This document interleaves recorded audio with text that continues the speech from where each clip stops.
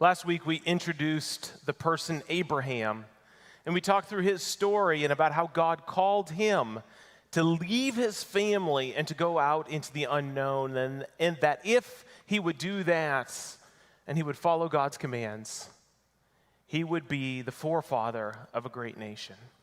We talked about the problems that Abraham faced. We talked about the struggles before him. We talked about the long seasons of faithfulness that Abraham had to go through. We talked about his shortcomings, his mistakes, and how God worked through them and not against him in spite of them. So today we return to the end story where the story of Abraham transitions into the story of Isaac. We just had an intro to it in that video, but we're going to read the text as well. Genesis chapter 2, verses 1 through 19. And I'm going to invite you as a reader of the story to do an exercise that I think is a really strong and helpful exercise when we come to the Bible, especially since it's very easy for us to return to the stories that we think we know or have a handle on or we can interpret easily. The stories that are from an ancient world with words and names that we don't need to understand are much, much harder to really grapple with.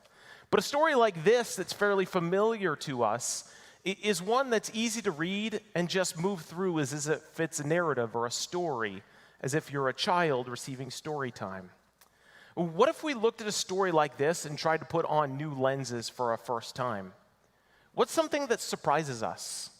What's a part of this story that we don't remember? What's a word that's used or something that God says or something that one of them does that isn't exactly how we remember it or exactly how we would expect it? Try to read with new lenses every time you come to a familiar story and see what it is that you can pull out or see differently. Be critical, not in a criticism sort of way, but in a way where your brain is engaged in what you're doing and trying to figure out all that's happening here. Because familiar texts can provide new inspiration with each reading. So I'm going to invite you, if you would, to stand with me as we read Genesis chapter 22, verses 1 through 19. Starting with verse 1, this is the word of the Lord. Sometime later, God tested Abraham. He said to him, "Abraham." "Here I am," he replied. Then God said, "Take your son, your only son, whom you love, Isaac, and go to the region of Moriah." If I could just pause and give you a moment here. Isaac is not Abraham's only son, right? So this is a moment where we could dig in and say, what is happening there? We know last week that Abraham and Sarah made a mistake in engaging a maidservant and having a child outside of God's call and will for their lives. So why would God say, take your only son? It's an example of how we could dig into this and read it again. "Sacrifice him there as a burnt offering on a mountain I will show you." Early the next morning, Abraham got up and loaded his donkey. He took with him 2 of his servants and his son Isaac. When he had cut enough wood for the burnt offering, he set out for the place God had told him about. On the 3rd day, Abraham looked up and saw the place in the distance. He said to his servants, "Stay here with the donkey while I and the boy go over there. We will worship, and then we will come back to you." Abraham took the wood for the burnt offering and placed it on his son Isaac.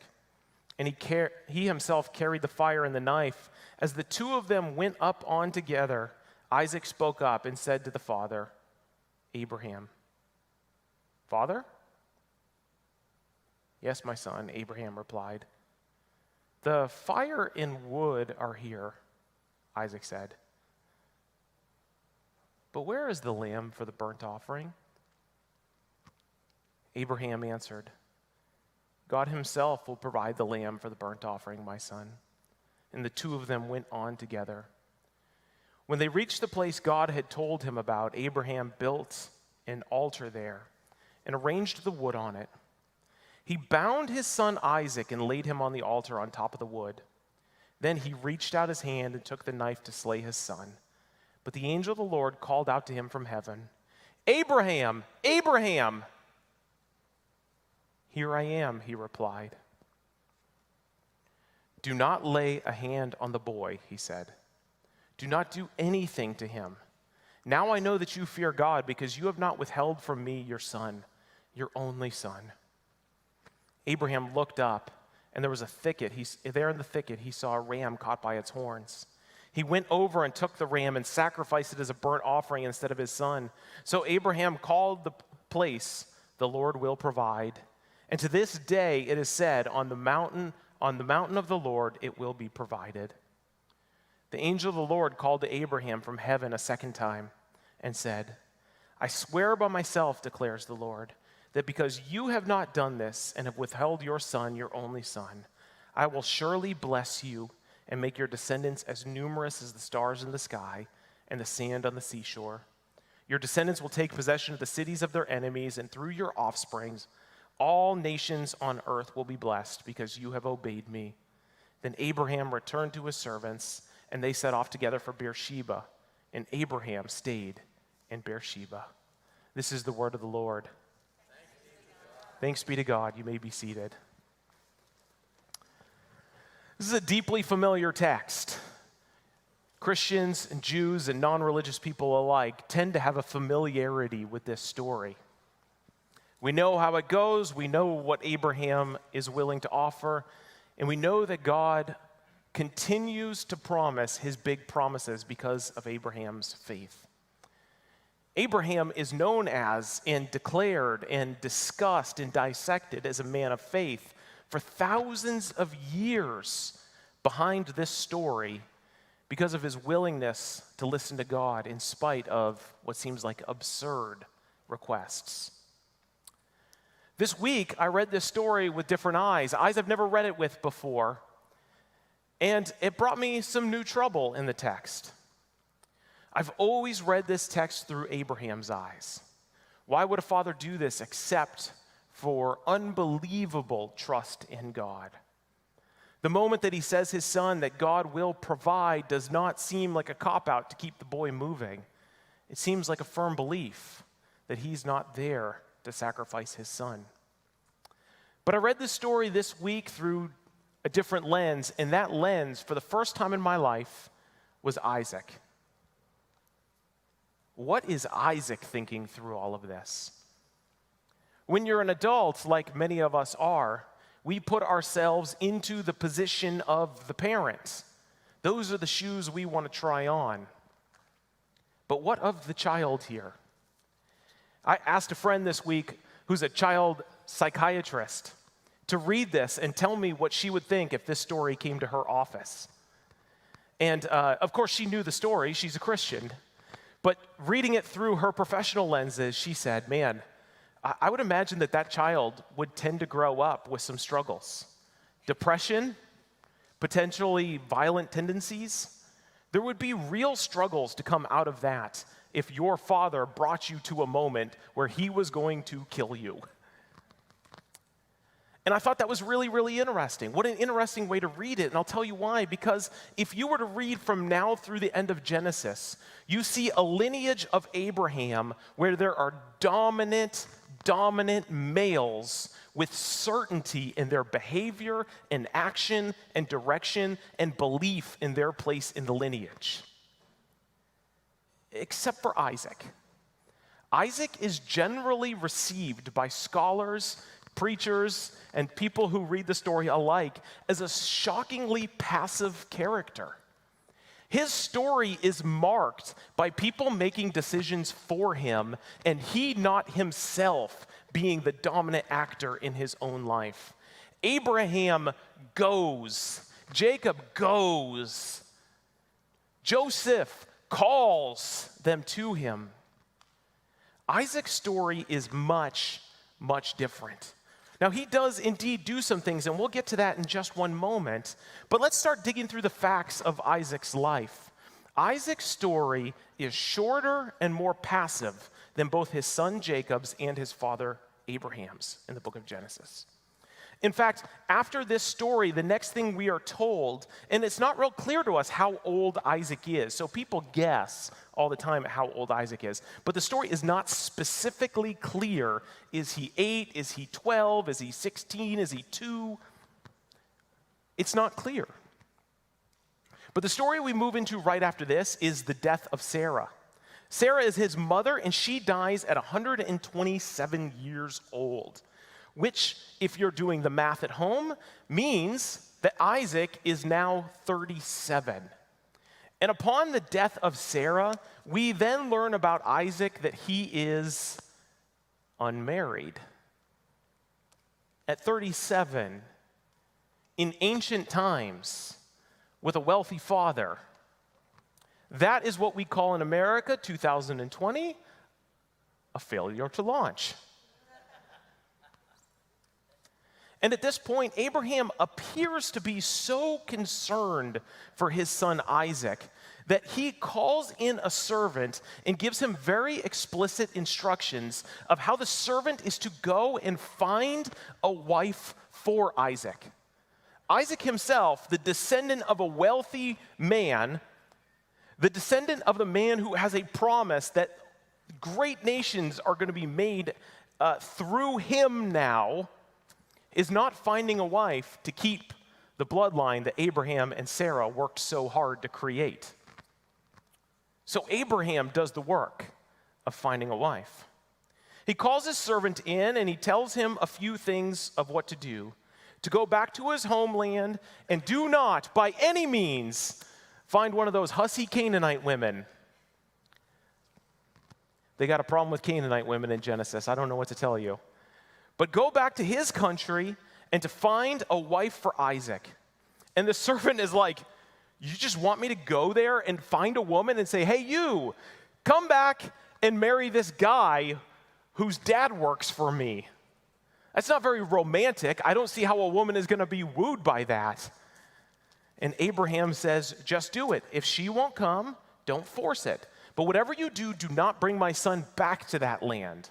Bring a woman to her. What a deal that is to be assigned. And can you imagine your boss calling you in one day and saying, my 37-year-old son needs to get married and have kids, and he's not dating. I can't even get him on one of those apps on his phone.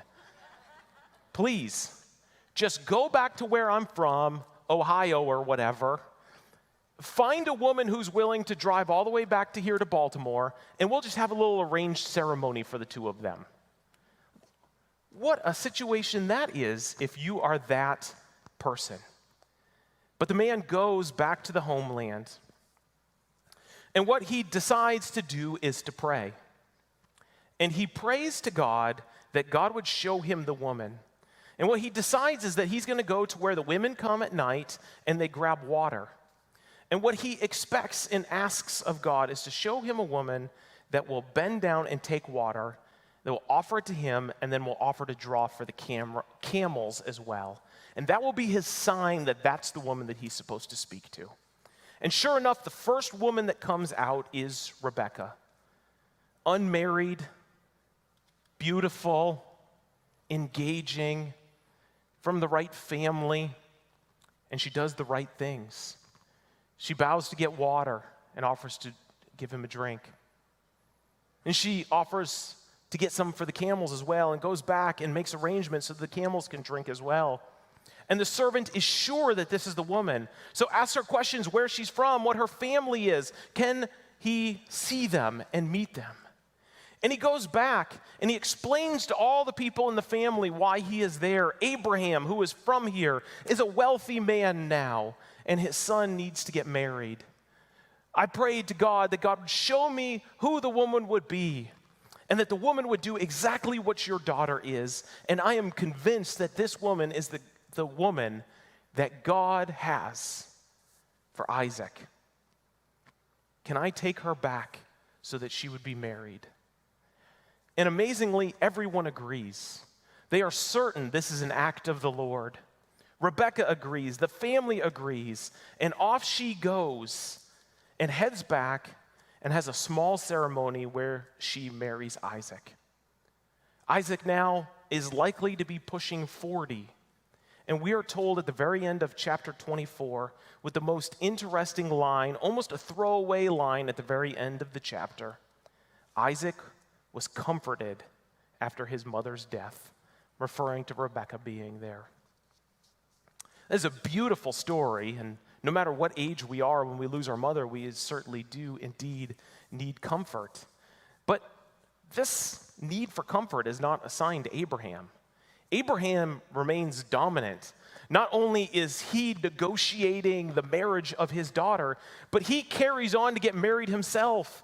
And amazingly, in spite of his age, 137, 138, 139, the man is still producing children with a new wife. I don't have anything appropriate to say at this point, but holy cow. Eventually, we get the real first active moment of Isaac's life. His wife, Rebekah, is struggling to conceive in much the same way his mother struggled to conceive. Everyone around them seems to be having babies like rabbits, but this line that God has promised to be the dominant force in creating his own people seems to struggle with conception. And we're told that Isaac prayed, a dominant action verb. Isaac prayed that the Lord would make his childless wife have a child.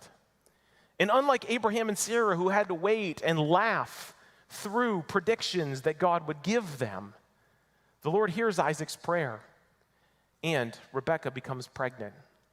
And she becomes pregnant with twins. And when we're told that she becomes pregnant with twins, Isaac backs off from the story again, and Rebekah becomes the dominant prayer. Lord, what is happening within me? They seem to be fighting all the time. I don't know if any of you have had twins before, but that sounds awful.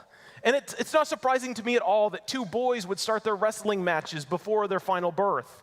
But Rebekah is struggling with what is happening, and the Lord says that two nations are in your womb, and they are already beginning to battle it out. They will need to be separated. One will go stronger than the other, but the other, the younger will be served by the older. What a strange thing. What a strange thing to hear. Then the boys are born, and sure enough, it happens. One is hairy and manly, and he hunts game, and he makes he's just an incredibly manly man, and the other one is soft and frail, and he's the cook and the chef, and he's kind of manipulative as well. We'll get to that story a little bit more next week, but Isaac doesn't seem to insert himself into this story. They both begin to go their own ways, and mother is the one who seems to start identifying the direction that things need to go. Isaac will eventually grow old, and as he grows old, his wife, who once comforted him, now becomes the one who manipulates him. She heard the prayer that it is Jacob, the second child, not Esau, the first, who is the one who is to carry on this line that Abraham had been promised. And so Rebekah begins to come up with a plan to help Jacob take Esau's blessing. And when Isaac is blind and old and frail and heading towards death, Rebekah sees her moment and calls in her beloved Jacob. She knows that Isaac, though he can't see, would know that Esau's arm is hairy and that his hands are tough and hard. So because Isaac can't see, they begin to place hair all over Jacob, so that when Jacob comes in to steal this birthright, this moment of passing of wealth and prestige, the family name on, that the blind Isaac could be easily manipulated. So when Esau wasn't looking, the younger son goes in to his blind, dying father and manipulates him into the birthright. And now, when Esau finds out, he's mad and he wants to fight and he wants to kill his brother so he could take his birthright and blessing back. Again, somehow, Isaac doesn't see an ability to undo the manipulation that he received. He was manipulated. He was cheated. He was lied to by his son and his wife. And his response seems to be, well, those are the breaks.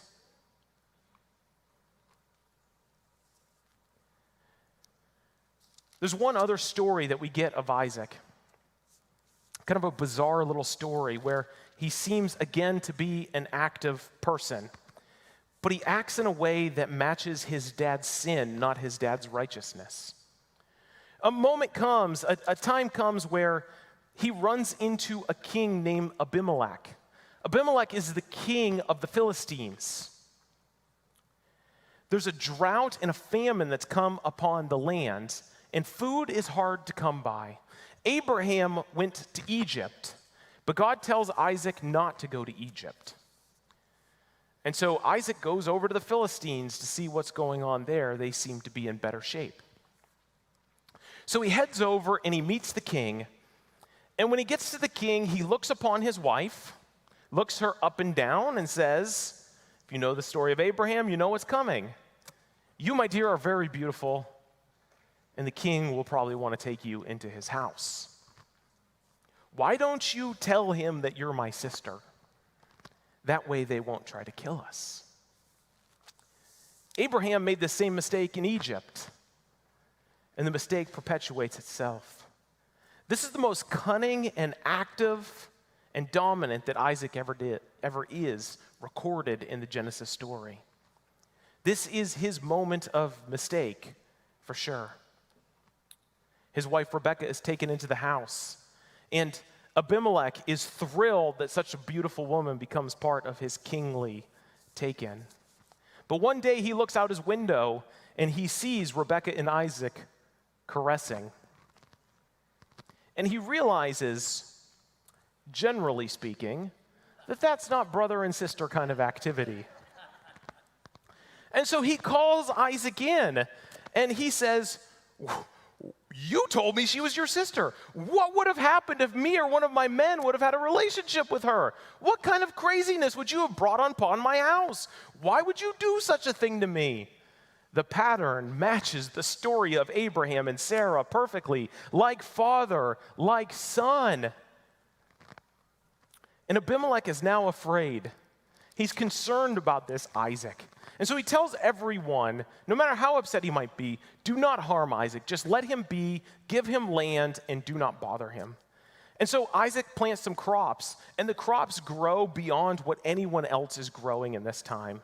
And he begins to become wealthy, again, like father, like son. And Abimelech comes out to Isaac and says, you're becoming too powerful, go away. And Isaac, who's apparently too powerful for the king's sake, says, okay. And he goes away. And he leaves, and he goes down into a valley, and he opens up some wells that had been dug in the time of his father. And there's water. And so the Philistines come after them and say, no, not here either. This is good land. And so Isaac says, okay. And he leaves again. And he goes further out, and he digs again and finds more fresh water there. No matter where he goes, God's blessing follows.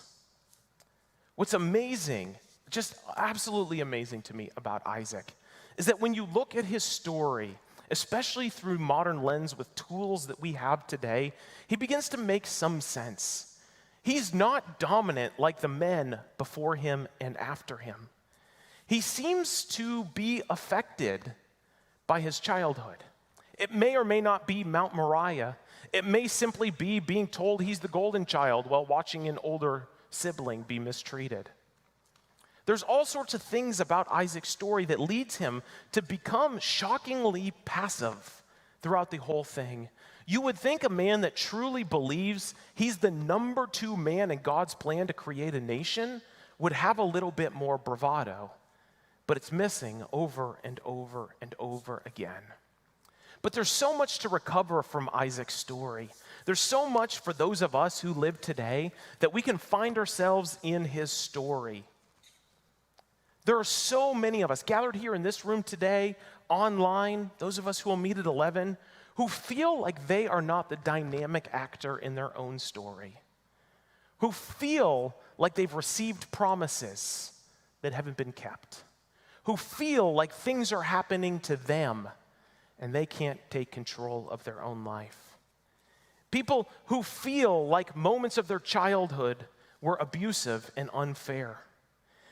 People who maybe have only had a child in a loving marriage, but that there's a second father in a public affair. Maybe that there are those who are a late bloomer and understand the idea that heading towards 40, you still don't quite know what you want out of life. There are those who may be mourning a son or mourning a deceased mother. There are those who are the recipient, perhaps, of a marriage that they didn't want and feel they were forced into and now struggle with happiness in it.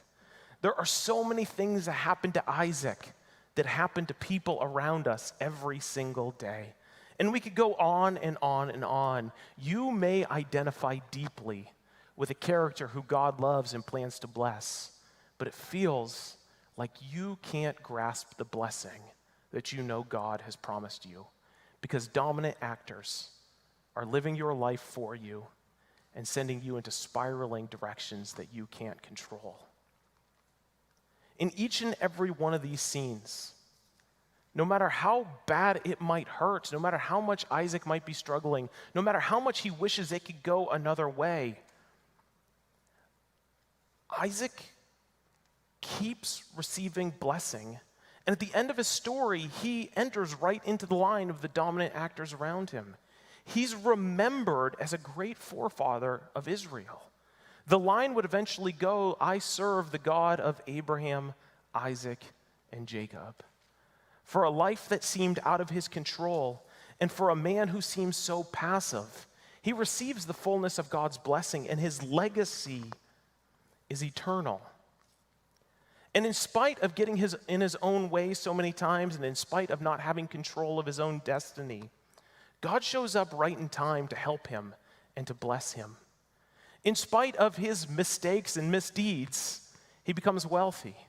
Every piece of land he has responds to the work that he and his men do. His sons, though they quarrel, and there'll be a season of quarrel, they find a way to make up. And the people of Israel surely come out of the best and the lowest of Isaac's life. The truth can be the same for you as well. You may feel like you're in a season where your boss is in control of your life, or your spouse is in control of your life, or your mother is in control of your life. You may feel like you're not a dominant actor in your own story. But if you can take anything out of the story of Isaac, take this. God is still active even when you can't see it in the moment. It's much easier to see God's activity in Isaac's life when the full story is written, and we could step back to the text and read it and see how God has directed him in spite of the steps and missteps, the starts and the false starts. God was present clearly in Isaac's story, and his story turns out well in spite of the struggles that he has. So often we can get ourselves caught in the moment of the tension, the particular struggle we're at right now in this moment. But so often we can easily see in the stories of Isaac's, not the moment of tensions, but the resolution that God has in the end. You can trust today in your struggle. If you don't feel like you're in charge, if you feel life is happening around you and you have no control, you can trust that God will be the author of the end of the story.